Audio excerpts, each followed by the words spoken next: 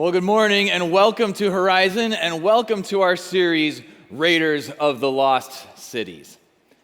We've been going through this series looking for evidence for the Bible in cities that were lost to the sands of time.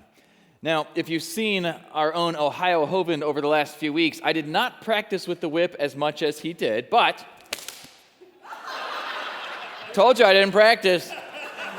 I even just told him it's hard not to hit yourself. That's why I need a volunteer this morning. Actually, I'm going to leave this to Chad. Here's what we're going to do today, though, because I think it's going to be fun. As we dig into the city of Ephesus, we're looking for evidence of the Bible that is more than just archaeological. It's more than just manuscript. It's the evidence of changed lives. But just before we do that, I want to let you know about a couple other fun things that are happening around Horizon right now. So next Sunday, after each of the services, we have a serving open house. Serving is one of the best ways to get connected at Horizon, a chance to meet other people, find out all the different things that are going around here, and places you might connect and get involved.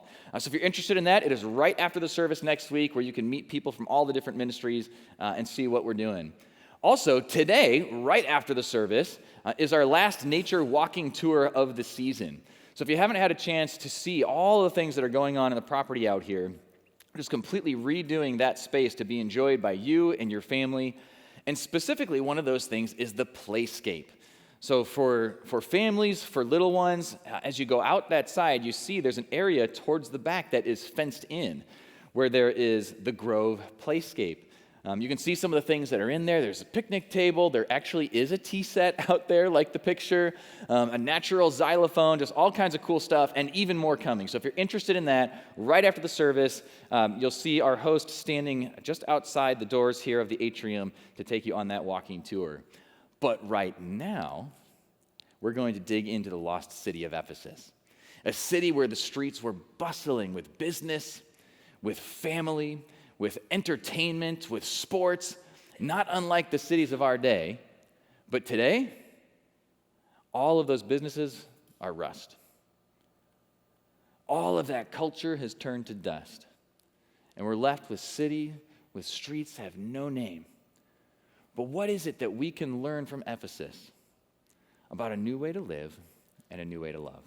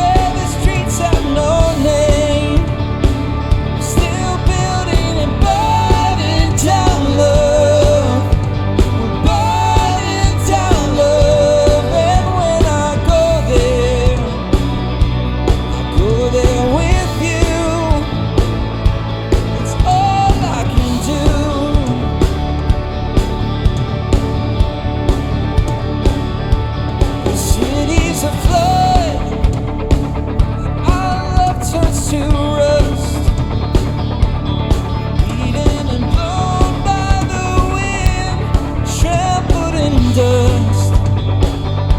I'll show you a place high on the desert plain, where the streets have no name.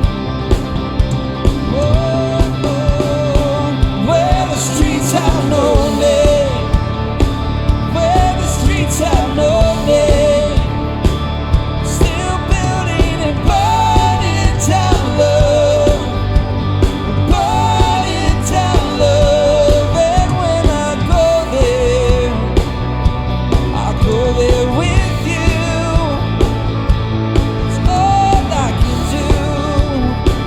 And our love turns to rust. We're beaten and blown by the wind, blown by the wind. Oh, and I see our love turn to rust. We're beaten and blown by the wind, blown by the wind. Oh, when I go there with you. It's all I can do.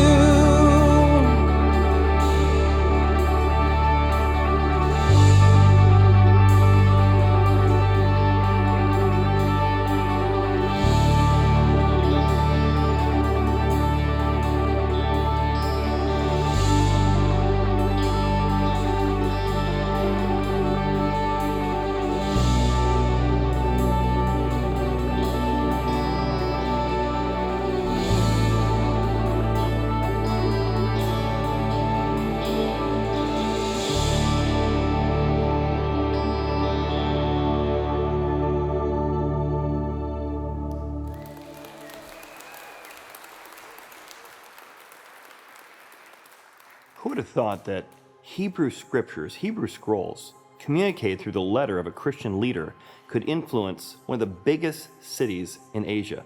Yet a letter written by an early Christian leader named Paul is written to Ephesus, and it communicates a brand new way of loving your wife, your husband, your kids, and even those who work with you. What a concept that faith could actually be practical. I think for many of us, when we think of faith, we think of that quote from Indiana Jones. You know, he's chasing down that Nazi truck, and all of a sudden he's like, "What's the plan, Indy?"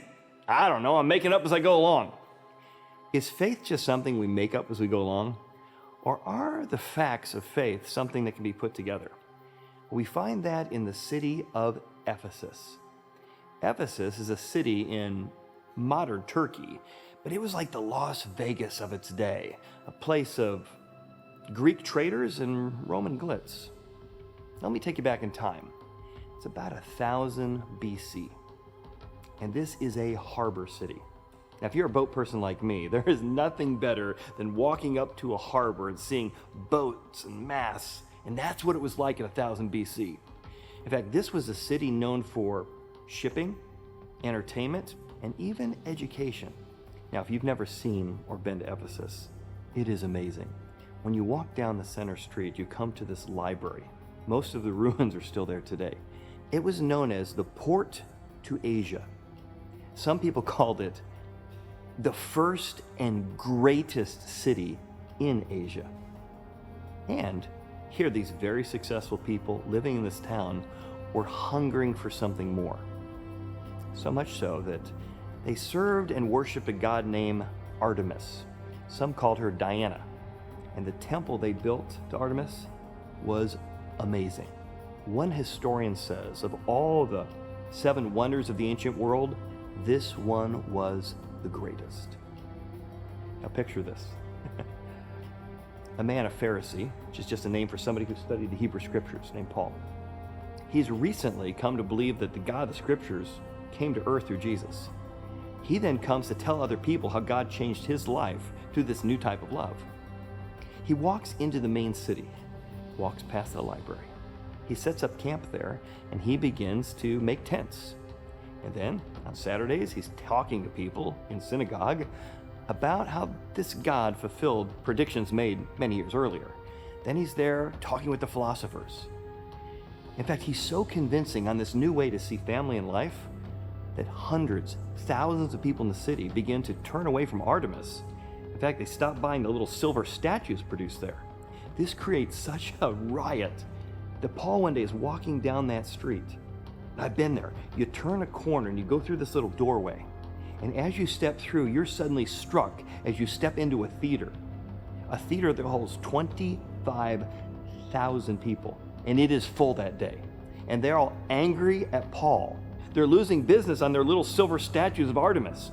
So for 2 hours in this massive theater, they chant, "Great is the god Diana of Ephesus." All because someone comes into that city talking about a new kind of God and a new type of way of loving and living life. Today in Raiders of the Lost City, we're going to explore the message that occurred in this historic town called Ephesus. I want you to especially hear that last phrase that he said. A new type of way of loving and living. That's the message that comes through in this ancient city. And a buddy of mine who actually has been to Turkey, made that trip, visited that place, I called him this week and I said, so what stuck out to you? Like as you walked away from Ephesus, what was the most amazing thing? And he said, just the fact that it is huge.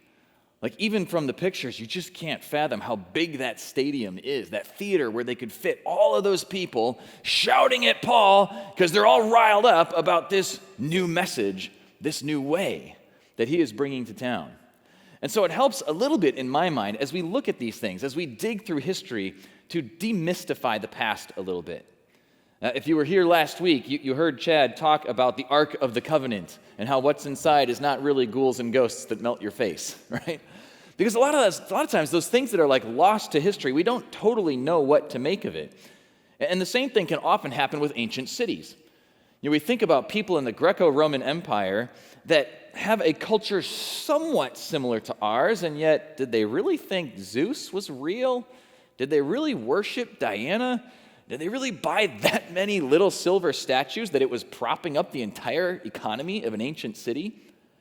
And so we can think that they're different than us, that they're strange, that they're probably not as smart as we are. We live in 2025, like we know what's really going on. And yet they are very much like us. That what was important in Ephesus was business, success, family, entertainment, comforts and pleasures, all the good things of life were happening in Ephesus. And Ephesus sat kind of right in the middle of the Roman Empire, where it would transition from Europe and the West to Asia and the East. And so for that reason, Diana, the goddess that they had in Ephesus, Diana was the goddess of the crossroads. It was a crossroads for commerce. It was a crossroads for religion. You have people coming from every corner of the earth through Ephesus, bringing new ideas about how to do this, new ideas about how to lead your family, new ideas about how to do business, new ideas about religion. That's part of why when you look at ancient Roman and Greek gods, they're the god of like 50 different things, because every time a new god comes into town, they just kind of wrap it into the one they already have. That's why she gets called Artemis or Diana. She's the goddess of the crossroads. She's the goddess of the hunt. She's the goddess of the moon. She's the goddess of the underworld. She's the goddess of, like, you name it, you roll it into town, and we just throw it on the pile and keep buying our little silver statues and keep going over to our temple. So Ephesus was the place you came to figure out the way to go. This is the crossroads. And when you hit a crossroads, how do you make those decisions? How do you decide what should be most important for your life, what you should do next with your company, with your career, with your family? So they're already used to asking those kinds of questions when Paul shows up. And he says, instead of thinking about all the different ways you could go, let me tell you about the way. In fact, I think it's interesting when you look at the historical record of the book of Acts, where this event is captured. Notice in that first sentence, about that time there arose a great commotion about the way. That phrase is being used to describe Christianity and the message of Jesus. And so instead of saying a great commotion about Jesus or a great commotion about Christianity, it says there was a great commotion about the way. I think that's so fitting in a city like Ephesus, where they were always looking for what's the right way, that this isn't called a new way, it's called the way. So this historical record, the book of Acts, if you didn't know, we often talk about the 4 biographies of Jesus: Matthew, Mark, Luke, and John. Acts is basically the sequel to those biographies. It picks up immediately after Jesus' death and resurrection, as the Bible records it, and now it's that first generation of people, the first men and women who saw that happen, who believed that was real, who wanted to follow Jesus, trying to live it out, trying to share that message. Paul is one of those guys who brings it to Ephesus, and it causes a great commotion. And so here's why. It says, a certain man named Demetrius. There we go. A certain man named Demetrius, a silversmith who made silver shrines of Diana, brought no small profit to the craftsmen. He called them together with the workers of similar occupation and said, not only is this trade of ours in danger of falling into disrepute, but also the temple of the great goddess Diana. So you see the conflict of ideas that is happening here in the middle of the city. But you also see 2 major historical claims happening here. One is that in Ephesus, there is a temple to the goddess Diana. The second is that the message of Christianity was changing Ephesus overnight. When you read that entire chapter of this historical book, it describes how people were throwing away their idols, getting rid of all of their Diana t-shirts that they bought at the gift store. They're unloading all of their Diana stuff, which has been there for centuries, virtually overnight, because of this message about Jesus. The reason it causes such commotion is because it's not just saying, here's one more way to throw on the pile, here's another little thing you can add into Diana. Oh, sure, Diana can also be the Diana of the cross or the Diana of the forgiveness. Instead, Paul is picking up on Jesus' own words. In fact, in the biography about Jesus called John, this is how he puts it: I am the way. I am the way, the truth, and the life. No one comes to the Father, Jesus says, except through me. So in a culture where they had a different God for every city, and sometimes multiples, and sometimes a little shrine in their own home for the goddess of their own home, he's saying, none of those work. We don't all find our own way. There's only one way, and Jesus says, it's me. So what convinced Ephesus that was true? What evidence were they seeing that made them change overnight? Well, I think that's the same thing that we want to ask. When we look at these kinds of things, we want to dig for evidence that points the way. Because if you're like me, I'm just skeptical enough that even if that sounds amazing, I'm not just going to buy that. Right? If you imagine whatever your Ephesus version of your life is, what do you do every day? What's part of your normal rhythm? And would you change that at the drop of a hat just because a nice man from some other city came into town and said, did you know there's actually only one God and I know him and I'll tell you? Maybe it's logical, but I'd like a little proof. So what was convincing them? What were they digging into that they saw? And can we dig into the same thing? Because maybe Demetrius was right. Maybe this Jesus stuff is a problem. Maybe Paul was right, and Jesus really is the only thing out there. Well, that was the same kind of questions that a man named J.T. Wood was asking. J.T. Wood ends up becoming famous for discovering Ephesus, which is kind of interesting because we know it's in Turkey. I already told you I had a friend of mine that went and visited there. Chad, I think, has been there as well. You can go see it today. It's one of the most popular tourist places in Turkey. But for centuries, they didn't know where it was. So they were pretty sure Ephesus existed, but for centuries, they didn't know where the Temple of Diana was. And there were actually many scholars who believed that maybe the temple never existed, despite the historical record written about it. So J.T. Wood, he's actually British, but he comes to Turkey, and his job there was to build a railroad, to dig for a railroad, to lay the track. When he gets there, he finds out that people have been digging for Ephesus and can't find it. He gets so intrigued by this, he gives up on digging the railroad, didn't even finish the job, and he starts digging for Ephesus. He thinks he can find it because he's read in the Bible that there's supposed to be a temple of Diana. If we find the temple, we'll find Ephesus. And so essentially what happens is it's kind of like in the first Indiana Jones movie, there's that scene where Indy is talking to his friend Sala. So like if Chad is Indiana Jones, I'm Sala. I'm the friend with the beard. Okay, so I grew this for this week so I could be John Rhys Davies in Indiana Jones. Not wearing the fez because it would mess up my hair. But in that scene, if you remember this, like that Nazi in the first movie burned that thing into his hand, but because of that, they only got like one side of it.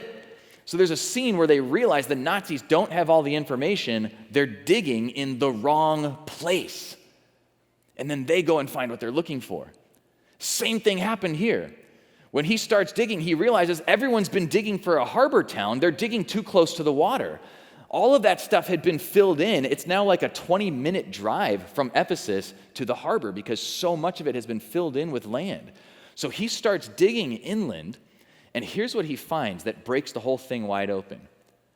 They dug up an inscription that described how little silver statues of Diana would be carried from the temple to the theater. As soon as he found that, he knew we found Ephesus.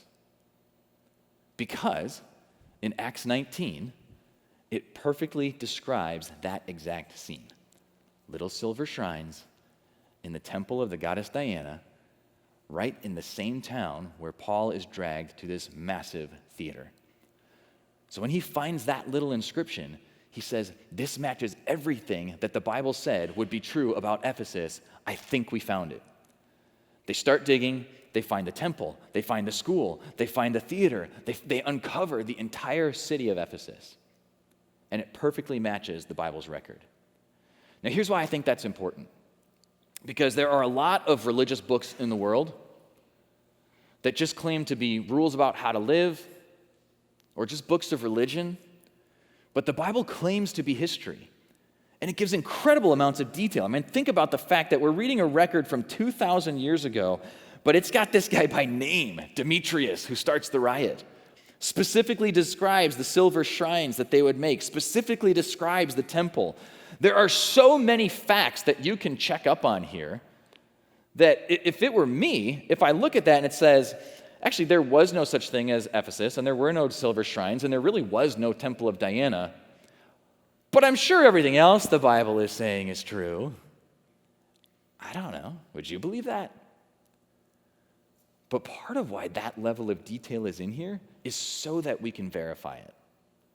So that when I read this, when J.T. Wood digs like this, if he says, that's got to be there, right? If you can take the Bible as accurate history, then what archaeologists will tell you, even ones who don't follow Jesus, they would tell you they read the Bible so that they know where to dig.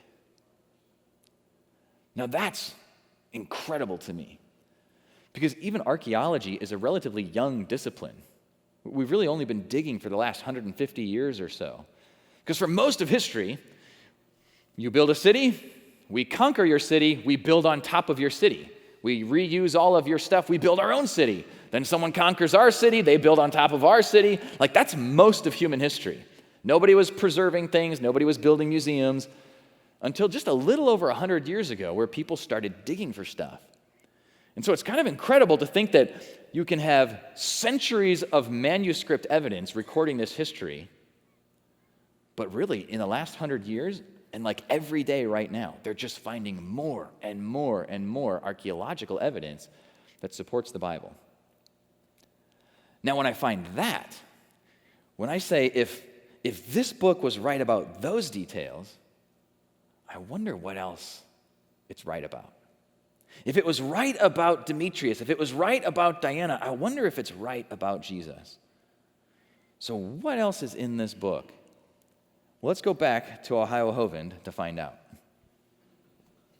Now here's where this incredible Greek-Roman city, 250,000 people, comes face to face with the Bible. Ancient scrolls and letters like you see around us were written to this part of the country. We have found two ancient documents. One is the letter to the Ephesians, and it records this transformative message about love and sacrifice and care for the people around you. Separately, we found another document, this one written by an ancient historian named Luke, recording the history of the early church, which records Paul's encounters here in this city. What does he come to say?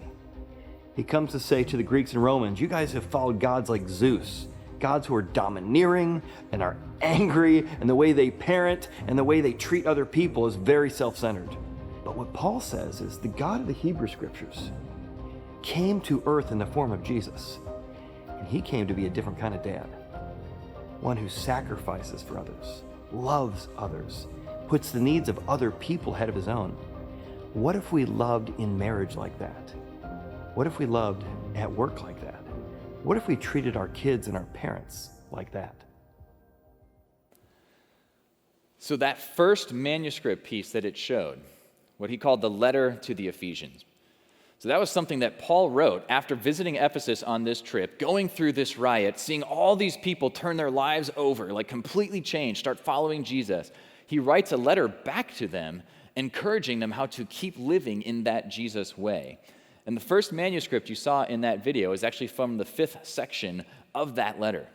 And I want to show you a piece of that right now, because this is one of the things that is incredible about the Bible. Right? We're living in 2025 AD. He visited back in 52 AD, and within 10 years, the book of Acts, the historical record we've been looking at, happened, and this letter that he writes to his friends back in Ephesus who are now following Jesus. So even though they don't dig anything up until 1869, we've never actually lost this record of the Temple of Diana, of the city of Ephesus, or of the message that the Bible was bringing. And so as Paul writes this letter, look at what he says in the 5th section of Ephesians, and it's the first sentence in that section.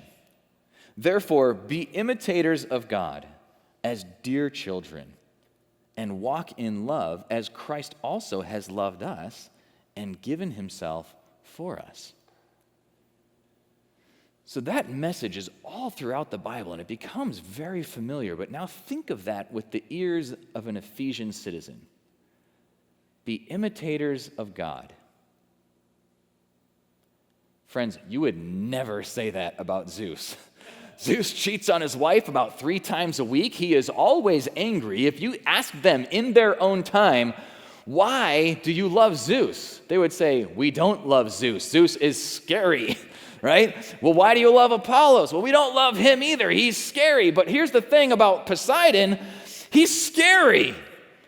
And so if I am getting in a boat, and I've never seen him, and I've never seen his sea monsters, but just in case they are real, I better make a sacrifice because I don't want the boat to go down. And you would never tell them, imitate the gods. The gods, honestly, are like made in human image. They are like all the worst parts of us hopped up on superpowers. It's betrayal, it is sexual immorality, it is just rage all the time, constant wars, and then they just throw all the humans into it and say, go fight for us. You would never tell them to imitate the gods. So notice how different this line is. First that he says, act like God does. I'm sorry, tell me more about your God before I agree to that. But notice, he doesn't say, be imitators of the gods, or a God, or my God. He says, be imitators of God. That there's only one. Well, who is he? Well, look at the very next phrase. I mean, there's just so much packed in here. Be imitators of God as dear children. Children of God? This is a completely different image from the way that we often think about it. All right, so maybe you're not worried about Zeus and Apollos, and I bet nobody came in here this morning really trying to decide between Jesus and Poseidon. But how do you think about God? When you imagine God, do you imagine him looking at you as a dear child? that he would love a hug from you. My nephews are visiting me this weekend, and one of them's about 3 years old. He's got like perfect language for a 3-year-old, and it's just so cute. You know, they're tiny little voices, and they come up and they play with you, and they give you a hug, and when they warm up to you and they give you that big smile, the way you look at that child, do you believe that that's how God looks at you? Whether you think about Zeus or Poseidon or anything else, if you imagine God, does he look at you as dear children? Because then he's telling them, walk in love as Christ also has loved us. Is he saying Christ is God? That Jesus is the God who loves you. That's why he gave himself up for us. That the main message of the Bible, that all of us fall short of God's perfect standard, that we need someone to rescue us, to forgive us, to make us right in that relationship again. That's what Jesus did when he died on the cross. That's what Jesus did when he rose from the grave. The message here is, forget all the other things you've committed your life to. Here's a God who loves you and sees you as his child and gave himself up for you. You see, what they were doing at the Temple of Diana was different. This is a modern representation of what they think the temple probably looked like based on the pieces that they've found. What was once described as the greatest of all of the 7 wonders of the ancient world was a place where they worshiped pleasure, success, comfort, control, entertainment. And that's where you realize that, like, they built little statues for it and they put up temples for it, but that actually sounds a lot like us. What if there was a different way? Because there's a God who sees you as a child, who loves you like a child, who gave himself up for you. See, the way of Jesus is the way of love. That we walk in love because you are loved. Instead of, you better be nice because the gods are mean. What if it was, we get to love others the way he's loved us? Think about how that would change your relationships. For example, in the city of Ephesus, marriage was kind of a tricky thing. So that's probably true anywhere. But in Ephesus, because Diana was the goddess of the hunt, that meant that Diana was wild. And so they perceived all women, like their goddess, as wild. The men were the civilized ones. Right. So here's what they were telling men. Men, you need to tame your woman. And here's what they were telling women. Women, never be tamed. Like, to the point of, don't even get married. Diana wouldn't get married, and neither should you. So imagine now in a marriage, the man thinking his primary job is to tame you, and the woman feeling like she probably failed by letting him marry her in the first place. How do you think that goes for the next 50 years of holy matrimony? Right? Disastrous. And again, we think, boy, Ephesus had problems. But I can just tell you from friends, from pastoral conversations, Google it. How many of our problems in relationships start because I'm actually only thinking about what I want and I'm trying to keep control, and they're actually only thinking about what they want and they're trying to keep control? Because isn't the most important thing that I feel happy? What if that looked different? I was having breakfast with a buddy of mine a few months ago, and he was a young married guy, young kids, career's taken off, so doing lots of travel. And as we sat down and we were just talking about life, he's like, man, here's what's kind of been hard lately. You know, I go out on this business trip, I'm gone for 4 days, and then when I get home, so I don't know if you've ever been on trips like that, but I know when I get home, for some reason, I always think there's going to be a parade for me. I'm going to open the front door, and this would be like balloons and streamers. Dad! You know, he's like, yeah, that's it. I was like, but instead, I open the door, and like the house is a mess, and my wife's a mess, the kids are a mess, everything's a mess. And the first thing I hear is, oh, good, can you please help me? Like, help you what? You didn't even clean the house. And then they got in this big fight. Because both people are thinking, you have no idea how hard I've been working, and you don't realize how much I do. And well, I'm doing this for the family. I'm trying to provide for us. And right, we've probably, if you're married, we've all been there. But as he was talking to me, he said as he's been kind of exploring this Jesus stuff, he keeps hearing things like, I should forgive others because Jesus forgave me, and I can love others because he loved me, and I can serve others because he served me, so I'm trying it. So we talked about what it looked like to walk into the home if I really mean that I'm here to try to serve even if nobody serves me. And he said at first it was frustrating, but after a little while, it was like his wife kind of started to notice. A little while longer, and she kind of started to say thank you here and there. A little while longer, and she started doing it too. And now they're able to just talk to each other about how instead of constantly battling to try to make it 50-50, I'll do my 50, but you got to do your 50. Now they both try to go into it saying, hey, I'm just going to give 100%. I'm just going to do my part. Trying to follow that Jesus way.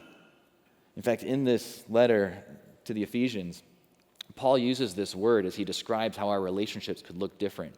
And the word he uses is submit. That's like a dirty word, isn't it? Nobody wants to submit. But he actually says, submit to one another. Wives, submit to your husbands. Husbands, sacrifice yourself for your wives. And essentially what he's saying is, be humble enough to voluntarily give up my needs, my wants, for someone else's. Walking in that way of love. And watch how that transforms your family. The second thing he really tells them in this 5th section is, he says, you were once darkness, but now you are light in the Lord. So walk as children of light.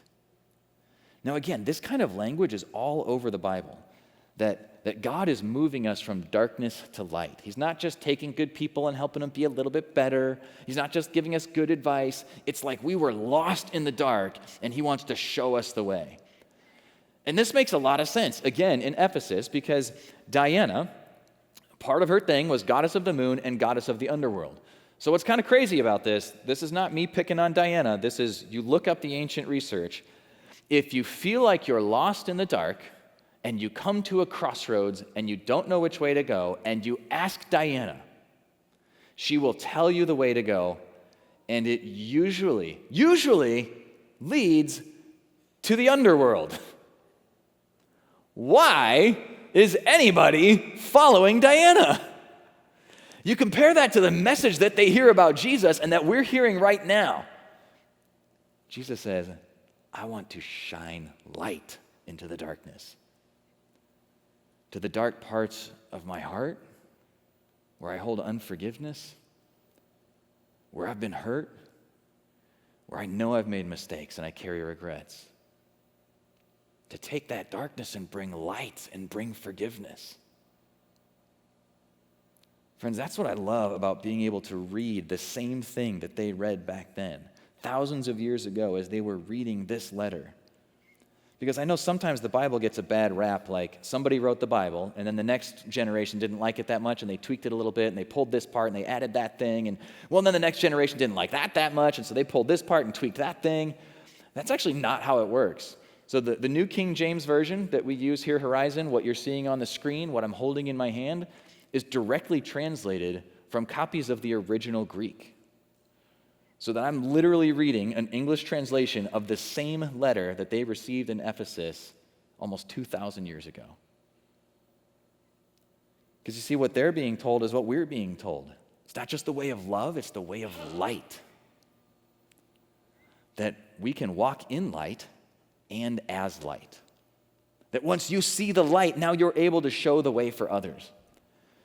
I saw just an awesome example of this. I was talking to my friend Bill. I remembered he'd shared this story with me, but I'd forgotten some of the details. Because a number of years ago, the company that Bill was working for, he had a day where he went into work, and it's like, there are just those days where life changes all at once. He went into work, doing his job, gets called in to the boss, finds out he's fired. Fired? Like, what happened? So he discovered later that somebody else in the company had lied about him. Like literally just angry at Bill, jealous at Bill, whatever, lied about him, and it cost Bill his job. So he goes back into the boss's office. He decides, I'm not going to retaliate. I'm not going to lie. I'm not going to get angry, but I do want to talk to him and try to set the record straight. And by the end of that meeting, he'd actually been promoted to the boss's level. So a little bit later, he told me he was standing on the 68th floor of the Empire State Building, and another guy that he works with came to him who'd kind of seen this whole thing happening, kind of knew what happened and heard how it came out, and just was stunned by how different Bill acted compared to everybody else. Like, how would you act if you knew somebody lied about you and it cost your job? What kind of tear would you go on through the office? And Bill didn't go on that tear. So standing on the 68th floor, this guy simply asked Bill, "Why are you the way you are?" And in that moment, Bill decided, I think I just got to tell him the truth. And he answered him, "I'm trying to be like Jesus." And he shared with that guy who Jesus is, what it means that Jesus was here to love us, to die for us, to forgive us, to show us what it's like to serve others, to be truthful, but to be gentle and kind, and that he was trying to live his life the way that Jesus lived his life. I knew that part of the story. And when I asked Bill about it this week, make sure I had permission, make sure I had my details right, what I did not know, the guy standing on the 68th floor with him, asking him that question, was the guy who lied about him. Bill didn't even know that at the time, but it completely changed the way that guy thought about who Jesus is. So, if Bill were up here with me, he would tell you he's not a perfect person either. Only Jesus is, right? But what a cool example that when God brings light into my life, now I begin to show that love and that light to other people. Friends, that's why Ephesus changed overnight. That is what is so compelling about Scripture, because I want you to see now what the temple of Artemis looks like today. That's it. That's all that's left. And even this, they didn't find that column. They found random pieces scattered across the whole area, and that was all they could pull together to try to put one column back together of what was once one of the greatest wonders of the ancient world. Here's my point. Nobody follows Diana in 2025. Nobody cares about Artemis anymore. There are billions of followers of Jesus all over the world right now. Because the manuscript evidence is convincing, an unbroken record for 2,000 years. The archaeological evidence is amazing. They're literally reading the Bible to know where to dig and finding more stuff like every day. It's incredible. But perhaps the most compelling evidence is the evidence of lives that are changed. Not just by taking Jesus' advice and trying to be more like him, but by believing that he really does love you. That he gave himself up so we could be forgiven. That he's willing to be your forgiver and your leader in your life. You can ask my wife the difference between me when I'm listening to Jesus and me when I'm not. And she would tell you, that's the best evidence that Jesus is real. Like Drew 10 years ago versus Drew today. And I would tell you too, he's the difference. I've had plenty of times in my life where I try to get better at this and I try to do better at that and I try this over here. But when I relax, trust Jesus, and ask him, would you help me be more like you? That's when things start to change. So here's my encouragement for us this morning. It's for me, I hope maybe it's for you too. Dig into one way. This week, dig into one way to walk in the way. You know, Jesus says, I am the way, the truth, and the life. No one comes to the Father except through me. So maybe that one way is for the first time saying, Jesus, I want to trust you for my forgiveness. I want to trust you as my leader. Show me your way. But maybe like the friend I was having breakfast with, you're like, I don't know, I still have questions. I still have things I'm wrestling with. Well, maybe just try it. Maybe this week, try one way with your spouse to give yourself up to willingly submit to their needs instead of your own. One way with your teenager, to show them that you love them more than you love yourself.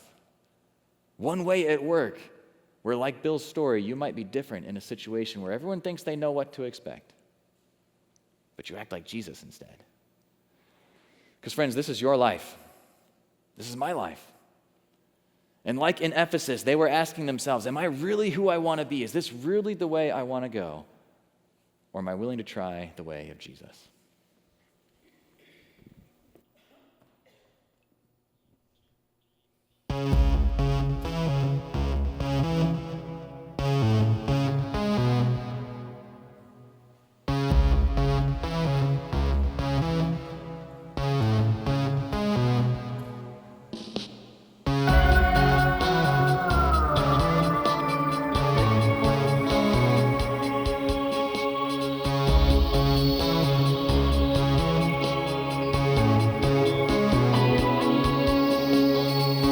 Yesterday's a wrinkle on your forehead. Yesterday is a promise that you've broken. Don't close your eyes. Don't close your eyes. This is your life, and today is all you got now. Yeah. And today is all you'll ever have. Don't close your eyes. Don't close your eyes. This is your life. Are you who you wanna be? This is your life. Are you who you wanna be? This is your life. Is it everything you dreamed that it would be when the world was younger and you had everything to lose?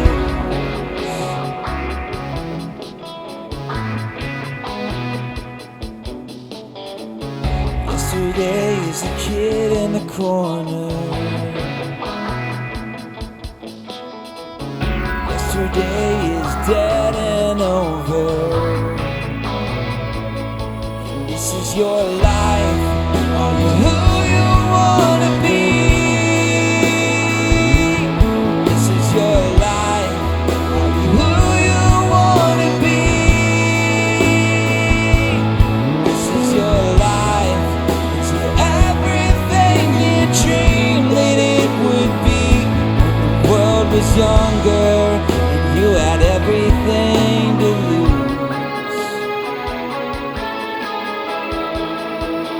You had everything to lose.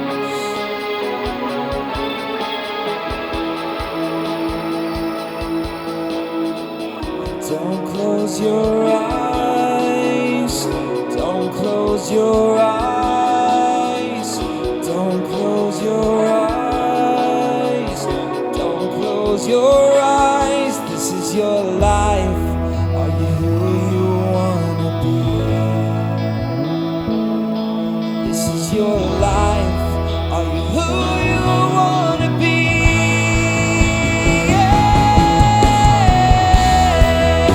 Who you wanna be? Who you wanna be? Yeah. This is your life. Are you who you wanna be? Yeah. This is your life. Is it everything you dreamed that it would be when the world was younger and you had everything to lose? You had everything to lose.